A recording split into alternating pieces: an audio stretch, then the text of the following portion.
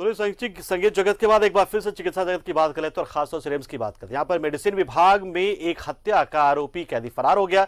वही जांच के लिए लाइन में लगे एक बच्चे की जेब से 6000 रुपए किसी पॉकेट मार ने उड़ा लिए।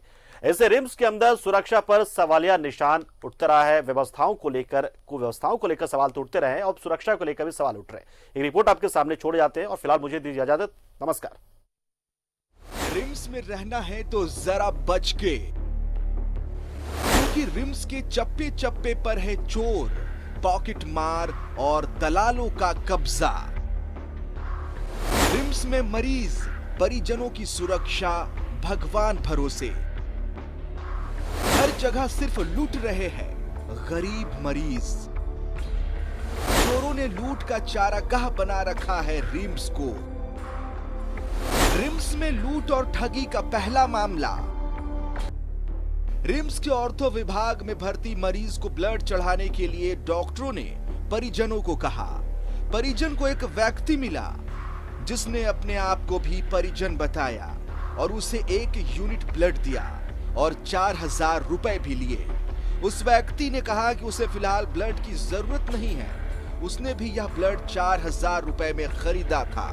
जरूरतमंद परिजन ने यह ब्लड उससे 4000 रुपए में खरीद लिए और अब बिना काम का ब्लड लेकर वह भटक रहे हैं।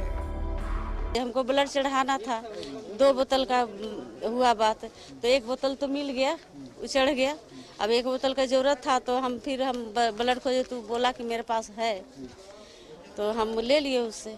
बोल रहे 4000 रुपया। हाँ, क्या बोला? 4000 लगेगा। हाँ, बोला कि हम भी खरीदे हैं दूसरा से 4000 में।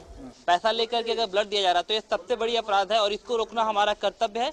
रिम्स प्रशासन को चाहिए कि इस दिशा में एक कदम उठाए और कोई भी ऐसा मरीज हो जिन्हें अगर रक्त के लिए पैसा लिया जा रहा है तो उसको बहुत अच्छे से हम लोग को दंड दे करके या फिर जिस तरह से हमें रोकना पड़ेगा। अब देखिए रिम्स के कुसुरक्षा का दूसरा मामला। 9 वर्षीय बच्चे के सर में चोट लगी है। एम्स गया में इलाज चला, पैसे खत्म हो गए। परिजन कुछ पैसों का जुगाड़ कर 4 फरवरी को रिम्स पहुंचे। न्यूरो सर्जरी विभाग डॉक्टर ने सीटी स्कैन कराने की सलाह दी। बच्चे का 14 वर्षीय भाई गोरेलाल जांच के लिए हेल्थ मैप काउंटर में लाइन पर लगा और उसकी जेब से 6000 रुपए किसी ने निकाल लिए। अभी वह रो ही रहा था, परेशान था कि उसके मरीज का इलाज कैसे होगा। वह तो भला हो डालसा के पीएलबी सदस्य अनीता का, जिसकी वजह से कुछ मदद हो गई। मगर सवाल ये कि ये मदद आखिर कब तक। और काउंटर पर रहे तो मेरा पैसा निकल गया, वहाँ दे रहे थे तो कितना? 6000 रुपये निकल गया।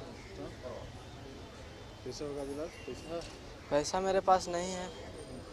कल 200 रुपया दिए तो एक ठो दवा लिखे सर, तो 200 रुपये का दवा लाए हम और मेरे पास पैसा नहीं है। बच्चा को रोते देख हमको अच्छा नहीं लगा, फिर हम यहाँ पे आए पता करने के लिए आखिर चोरी कैसे हुआ थोड़ा सा देखेंगे। तो हम लोगों ने फिर चेक करवाएं, लेकिन काउंटर के पास शायद सीसीटीवी थोड़ा सा साइड हट के था तो उससे पता नहीं चला। फिर बच्चा को हम लोग इंजेक्शन जाके भेजे, बच्चा को इंजेक्शन दिलाएं क्या बोलते हैं बेहोशी का, और फिर सीटी करवा दिए। लेकिन ऐसा नहीं होना चाहिए। गरीब लोग जब आते हैं तो समझना चाहिए, जब पॉकेट मारने वाले को भी समझना चाहिए कि किस तरह के लोगों को हम कर रहे हैं, दिक्कत हो रहा है। अब आप सोच रहे होंगे कि रिम्स में एक दिन में इतनी घटनाएं हो जा रही है तो यह निजी सुरक्षा गार्ड, सैप के जवान, जिला पुलिस के लोग करते क्या है, तो सुन लीजिए। इतना बहुत ज्यादा। अब बोल रहा है कि तुम दुकान लगा लेगा, तुमको रहने देंगे, जमीन के अंदर 3 फीट गाड़ देंगे। हाँ, सिलेंडर चौधरी हमको बहुत अधिक मारा। हम गिर रहे, उठ रहे, हमको पता नहीं चल रहा है कितना मारा। कोनो लात से मार रहा है, कोनो घूसा से मार रहा है। और हम बोल रहे हैं कि सर हम भाग जा रहे हैं, हमको भागने तो दो। बाकी भागने भी नहीं दे रहा है, वो ऐसा कर रहा है। यह चाय वाला है, रिम्स में चाय की दुकान लगाता है, जिसे रिम्स के काली वर्दी वालों ने पीट दिया। इन काली वर्दी वालों का रिम्स में चलती है। रिम्स में इन्हीं कड़ी सुरक्षा के बीच एक कैदी रिम्स से फरार हो जाता है। वह भी हथकड़ी लगा हुआ, किसी को कुछ पता नहीं चलता।